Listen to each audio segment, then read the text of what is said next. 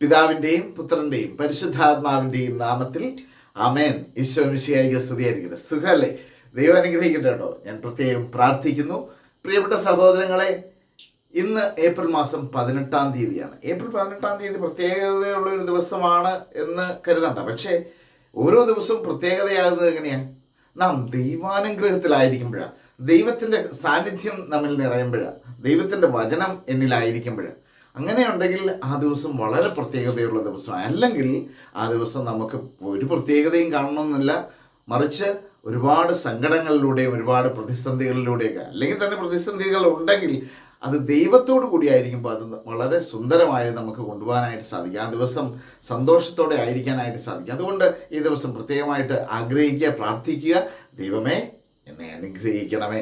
ദൈവത്തിൻ്റെ സാന്നിധ്യത്താൽ നമുക്ക് നിറയാനായിട്ട് ആഗ്രഹിക്കാം. പ്രിയപ്പെട്ടവരെ, ഇന്ന് പഠിക്കുന്ന വചനം യെശയ്യാ പ്രവാചകന്റെ പുസ്തകം 66-ാം അധ്യായം അതിൻ്റെ 2-ാമത്തെ വചനമാണ്.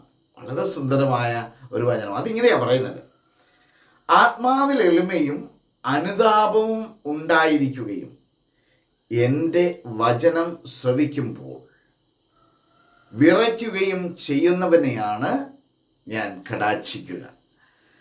ആത്മാവിൽ എളിമയും അനുതാപവും ഉണ്ടായിരിക്കുകയും എൻ്റെ വചനം ശ്രവിക്കുമ്പോൾ വിറയ്ക്കുകയും ചെയ്യുന്നവനെയാണ് ഞാൻ കടാക്ഷിക്കുക.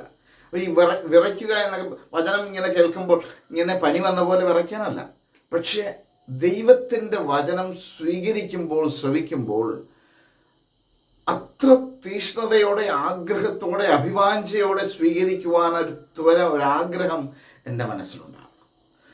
അതായത് മറ്റെന്തിനേക്കാളും നാം സ്നേഹിക്കേണ്ടത് ദൈവത്തെയാണ്, ആ ദൈവവചനത്തെയാണ്. സ്വീകരിക്കേണ്ടത് ദൈവവചനത്തെയാണ്.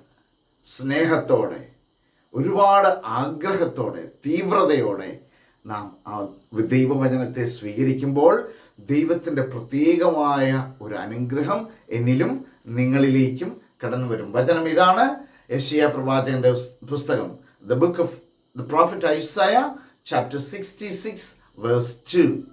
അതിങ്ങനെയാണ് പറയുന്നത്: this is the one to whom I will look, to the humble and contrite in spirit, who trembles at my word. This is the one to whom I will look, to the humble and contrite in spirit, who trembles at my word. എൻ്റെ വചനം കേൾക്കുമ്പോൾ വിറയ്ക്കുക എന്ന് പറഞ്ഞാൽ തീവ്രതയോടെ, ആഗ്രഹത്തോടെ, അഭിവാഞ്ചയോടെ ആ വചനത്തെ സ്വീകരിക്കുക. ദൈവം അനുഗ്രഹിക്കും.